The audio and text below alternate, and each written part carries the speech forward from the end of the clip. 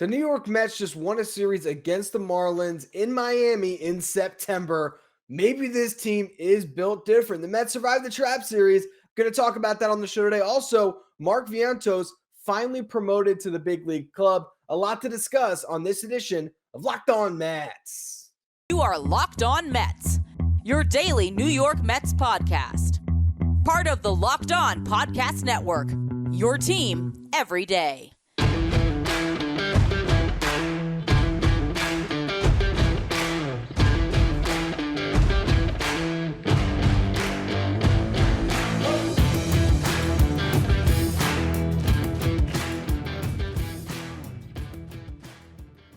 Hello to all you amazing Mets fans. You're watching Locked On Mets, part of the Locked On Podcast Network, your team every day.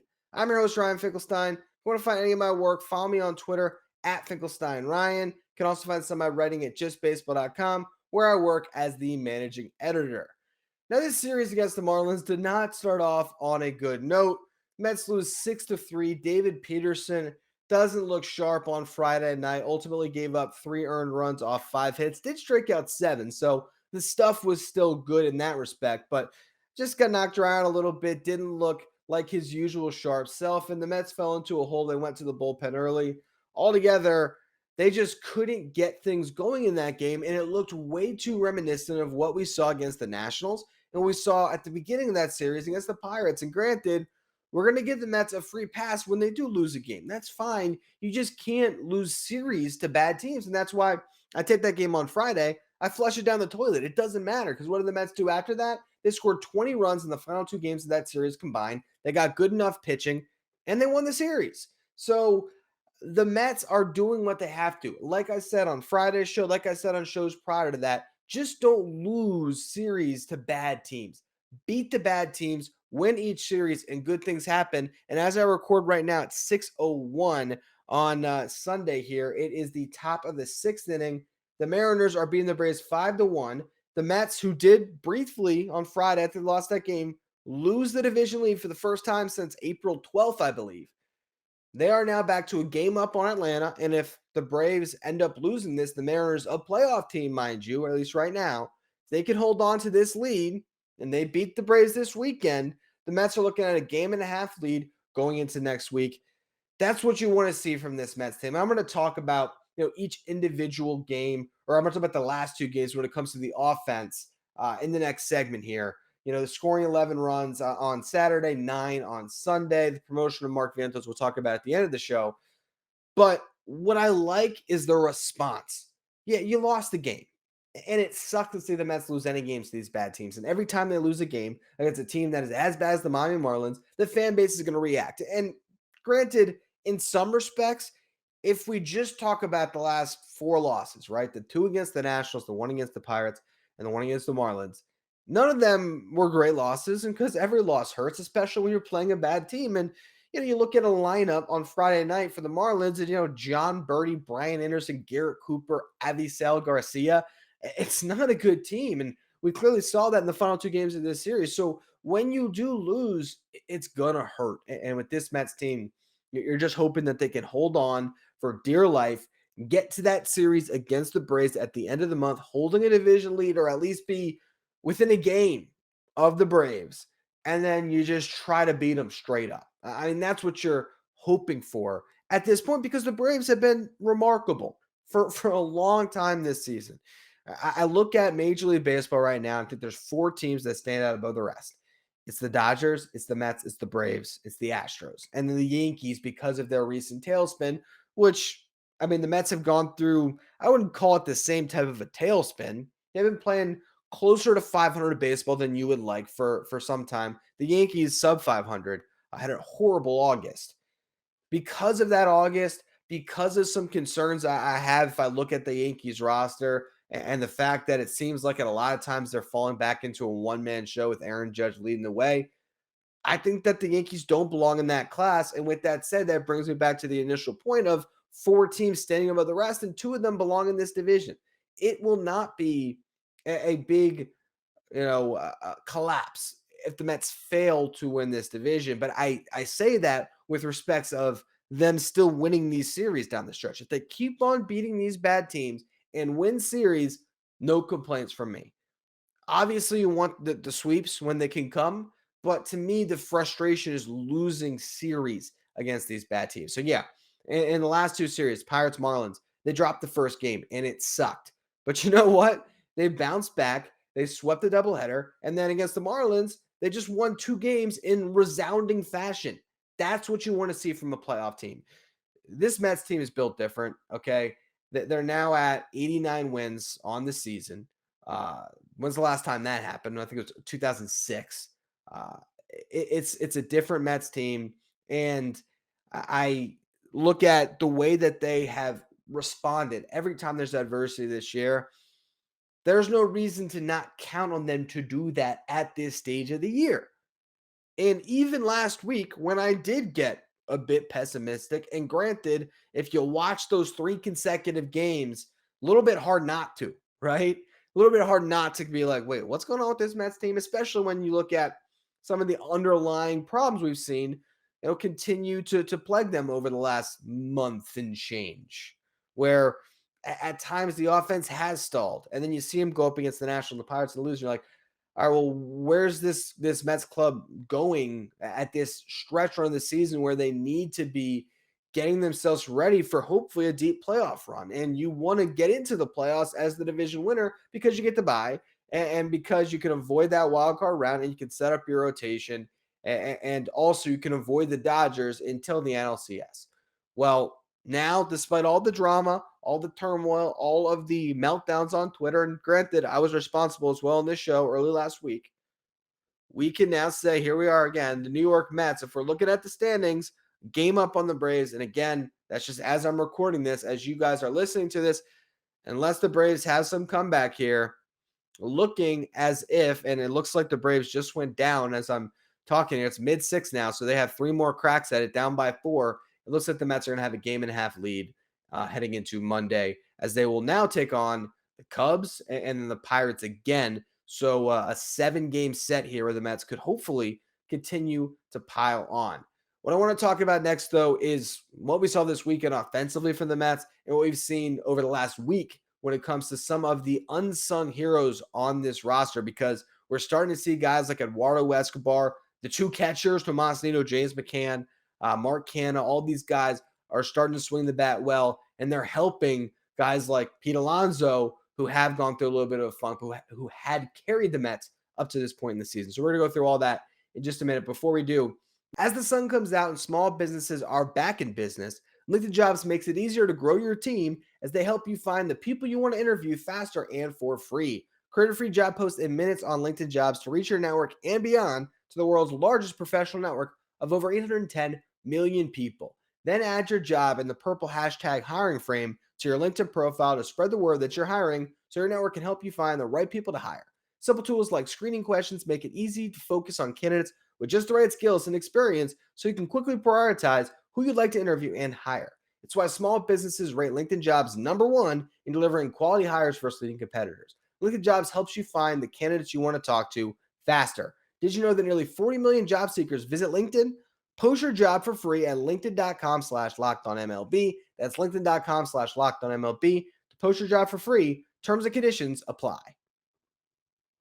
So the New York Mets shellacked Pablo Lopez on Saturday night. He gave up 8 runs off 10 hits, 3 walks, only 2 strikeouts, didn't make it out of the fourth. And in that fourth, the Mets piled on 8 runs against Pablo Lopez and the Miami Marlins. I'm not even going to go through how they scored all the runs. The Mets had 16 hits in this game. They drew 5 walks. You look up and down the lineup. Francisco Lindor, monster game, 3 for 5. 3 runs scored, 2 RBIs. He's now an RBI short of a career high. Jeff McNeil drove in 2. He went 2 for 4, adjusting well to hitting up in the lineup a little bit more. Love to see it, as good as he has been this year. Pete Alonso, slow night for him as per usual lately. But Tyler Naquin drew a couple walks, 1 for 3, scored a run. Mark Canha continues to produce 4 RBIs on the day. He homered in the 4th inning, a grand slam. Love that. Eduardo Escobar went yard as well. At one point this season, I believe I said If Eduardo Escobar hits, I want to say it was 15 more home runs when he got to 7. If he had 22 on the year, I would call it a successful season. I mean, don't look now, but when Eduardo Escobar is sitting here at 16 home runs, it's actually 17, right? Because he homered on Sunday. So 17 home runs on the season. I'm looking at it now, and is it a successful season? He homers 5 more times. It's an interesting conversation to have, and maybe that's one of those conversations you have near the end of the season. But regardless, to homer in those 2 games, we're going to talk about all the Mets stats over the last week and just maybe even the last 2 weeks and the guys that stand out. But Escobar has certainly been one of them. He's hitting well from the left side now, and that means when Louis Guillorme comes back, interesting conversation we can have at what the Mets do. If Guillorme comes back before Marte, I don't know what the Mets do. They might suddenly send Jeff McNeil back into the outfield. A possibility. I mean, Tyler Naquin's been swinging it pretty well. So the Mets have options. That's for sure. But for the rest of the lineup that day, you had multi-hit games from the bottom 3 of your lineup. Escobar, he said he went 3 for 5. You had Vogelback went 2 for 5, although he only scored 1 run and didn't drive in any. James McCann, though, 2 for 5, drove in a run, scored a run. The Mets are in a really good spot right now, and winning a game where they score 11 runs, that feels really good, especially when you follow it up by scoring 9 runs, as they did on Sunday. Brandon Nimmo gets the Mets an early lead, hitting a 3-run homer in the second, and they just rolled from there. They scored runs in each of the following 3 innings. They scored in 4 consecutive innings from the second through the 5th. They piled on 2 extra in the 9th when Eduardo Escobar homered and Tomas Nido homered. And again, 14 hits, 5 walks drawn. They really, taxed Jesus Luzardo early, got him out of the game. He's been pitching really well since he came off the IL. And up and down the lineup, production, Darren Ruff and Mark Vientos, the 2 guys who didn't produce, and those are the 2 guys we're going to talk about in the next segment. But when you got Tomas Nido going 3 for 4, when you have Jeff McNeil 3 for 4, Eduardo Escobar 2 for 4, Pete Alonso at least got a couple of hits and drove in a run, and then Nimmo with the big home run and a multi-hit day. The lineup altogether just looking really, really solid right now. And you look at the last 7 days, it's interesting to see the top 4 in OPS for the Mets, because these are 4 guys that I think for large portions of the season, Mets fans were upset with. And now Tyler Naquin being one of them. In his short time with the Mets, there's been a large portion of it where he struggled. But over the last week, you got Nido, who's 6 for 12, limited playing time, only 3 games played, but still, 6 for 12 with a walk. So he's getting on base at a 538 clip, and obviously it's a 500 average with an OPS over 1,500 after the home run today. Escobar has 3 home runs in his last 6 games played the last week here, hit over 500. And that's actually with some considerable at-bats, 25 at-bats. Drew a couple walks, struck out just 4 times, OPS over 1,400. James McCann in his 3 games played, hitting 455. So how about that production from the catcher position? He also drew 3 walks and 3 strikeouts, so 571 on base. You're talking about your 2 catches. If we combine that, getting on base at about a 550 clip, probably the most productive week, actually definitely the most productive week we've seen from the Mets backstops up to this point in the season. Then you have Nimmo, who's gotten hot recently. He has a couple home runs and 7 RBIs over the past week, OPS over 1,000. Canna has been good for probably over a month now. And if we expand it out to the last 2 weeks, Mark Canna isn't doing as well with a 706 OPS, but he's hit 2 home runs. He has 3 doubles. He's scored 6 runs. He's drove in 6. He's been a productive cog, and he's playing every day now with Starlin Marte out. So I think Canna's at least giving you great at-bats. And you look at Eduardo Escobar over the last 2 weeks to expand it out, a 442 average, 479 on base, 837 slugging, 1316 is his OPS. And Nido's right up there with an OPS over 1,000 as well. So you're getting production from the guys that you needed to step up. Some of the guys that we don't talk about as much, that are a little bit more unsung, the guys that are hitting the back of the lineup, carrying the lineup, and Escobar in particular. I said it, I think last week or at least the week before that. If you get an incredible September of Eduardo Escobar, he flushes away everything that happened prior. And so far this month, with Guillorme out, with Brett Beatty coming up to be the answer to replace him, and then going on the IL himself, he's looked pretty damn good. And if he can carry this success into the postseason, even better. But With all of that said, the biggest news of the weekend when it comes to Locked On Mets, for those of you listening, is that the guy I've been calling to get promoted since June, and that's a literal, anyone who's been listening has known this has been something I've been pounding my fists on the table for so long, and the Mets do it when I'm on vacation. Like, really? Luckily, I was coming home today and I was able to catch most of Vientos's at bats there, and I watched them back now. I still think he put some good swings on the ball, and I'm really excited to see what he can do in this Mets lineup. We're going to discuss that in just a minute, but first, a word from our sponsors. So Mark Vientos is finally up with the New York Mets, and there's a real reason why here. In 22 games and 50 at-bats as a New York Met, Darren Ruff is hitting 140 with a 182 on-base percentage and a 200 slugging percentage. He's yet to homer. He does have 3 doubles, 7 RBIs in 50 at-bats. I don't even want to look up how many guys he's left on base, but as the right-handed complement to Daniel Vogelback in the platoon, not looking good lately for Mr. Darren Ruff. And really, I mean, let's talk about Vogelback as well. Over the last month now, 24 games played, he's hitting 167, 295 on base. Suddenly, those moves I loved at the deadline aren't looking so hot. Maybe I was wrong. The outlying data, I understood what the Mets were doing at the trade deadline. It made sense to me. I got it. The splits were there. It added up. And right out of the deadline, it worked. I mean, Russ' first couple games of the Mets were good. Vogelback's first couple of weeks with the Mets were great. Even Naquin was good early. Now Naquin's the best of the 3, and he was the afterthought. And those 2 are struggling. And so they finally, when it's September with 4 weeks left in the season, say, yeah, Mark, let's give you a shot. It's not even fair to him, honestly. It's still, depending on how this season breaks and the production the Mets get from the DH down the stretch and in the playoffs, it was a missed opportunity with this guy, and I'm happy he's up, and I hope that he gets some run here. I hope he gets to face some right-handed pitching as well as the left-handers because, I understand. You got to keep putting Darren Ruff out there. You traded for him. You gave up a lot. So he's your right fielder until Starlin Marte comes back when you face the lefty, and I'm fine with that. But to me, Mark Vientos should maybe take some at-bats from Vogelback because you might as well see what you got. And the problem is you wasted your opportunity. I need to look this up now because it still frustrates me to no end. How many at-bats did JD Davis get in June? And even before that, really. But you go to JD Davis. All right, this season. And you know what? I'll read them because he's actually come back down to earth. Wow. Suddenly JD Davis hitting 234 with the Giants altogether, 344 on base. Wow. So his last 15 games, he came back down to earth hitting 162.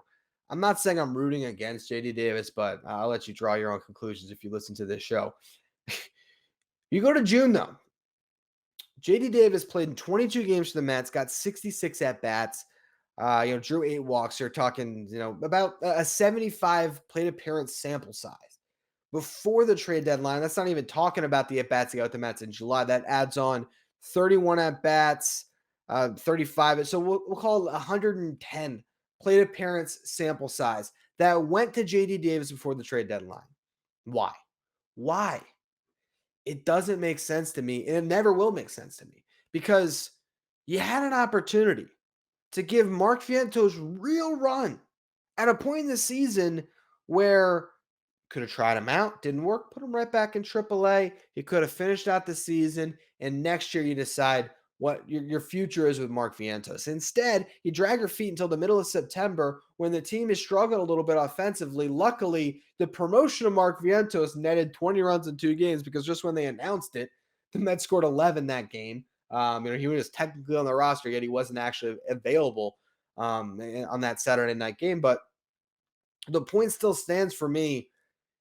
If Vientos can't get his feet wet and Vogelback and Ruff, if none of these guys end up hitting down the stretch, the Mets missed a chance because I think the ceiling on Mark Vientos is higher than any of them, and you let him sit in AAA longer than he should have. So I'm glad he's finally up. I am. And I'm hoping he gets the next week to play. But if you just put him into a spot where he's taking the Darren Ruff role until Starling Marte comes back, where he's going to be the DH against lefties, if that's what you're doing here, how much can he possibly show you in a couple of weeks that would allow him to make a playoff roster? It's not fair to him, and it's almost not fair to the team because you could have really seen what kind of a difference maker Mark Vientos could be. And you didn't. And now you got Darren Ruff, and you traded a decent amount to get him. I mean, I don't think JD Davis was really going to net you much of anything in any other deal. So that was almost a throw in. But the three pitching prospects were prospects, which you could have used to get an arm in the bullpen. You didn't give Vientos a chance, and you didn't trade him. If they had traded Mark Vientos, it would have made sense. Okay, they're building up his value before the deadline. They didn't move him. So here you are. I'm glad he's up. But when I see Darren Ruff struggling the way he has, it just leads me to wonder what was going on in that front office that they really felt they couldn't call on this guy earlier. Was it simply a mismanagement of assets heading into the deadline? Was it Billy Epler thinking that they could build up JD Davis's value at the big league level and Mark Vientos' value in AAA, and those two pieces could have netted them more at the deadline than they ultimately did? I don't know. The fact that Davis was included in the Ruff trade makes me think that was maybe the line of thinking. But here we are. Mark Vientos is a New York Met, but it happens in the middle of September where there's just not that much time for him to really show himself. I will say, though, because I should be positive on the day Mark Vientos makes his Mets debut. I should, because I've been asking for this for so long. It's great to see his hard work pay off. This is a guy that was drafted young at 17, out of high school, obviously, but still, a younger guy when it came to his class. He has, risen through the Mets farm system rapidly quick. I mean, basically the last 2 years, really the 2 years he actually got full on upper level minor league action to prove himself. And he did that. He has earned this promotion, and going into next year, considering where Ruff's at, where when Starling Marte comes back, if Vientos hits at all, I mean, there's a chance Ruff gets DFA'd, even though they have control on him. That is a distinct possibility. With that said, you go into next season, the door's wide open for Vientos to be part of the DH platoon or to just become the Mets DH full-time next season. That's there. I just don't think that he's going to be able to earn that job in September because there's just not that much time. But I hope he gets the opportunity because if they let him play every day, I think this kid can turn some heads. We'll see what happens. The bat, I really do believe is legit. I just don't know if we will get to see that this season or if that's more something we'll see in 2023. But anyway, that's going to be all for today's edition of Locked On Mets. As always, thank you for listening. Make sure you follow, rate, and review wherever you get your podcast. Make sure you follow me on Twitter at Finkelstein Ryan. Follow the show at Locked On Mets. Thank you for making Locked On Mets your first listen every day. Now for your second listen, check out Locked On MLB, hosted by Paul Francis Sullivan. Locked On MLB is where you want to go to stay up to date with everything going on in Major League Baseball. Follow Locked On MLB wherever you get podcasts.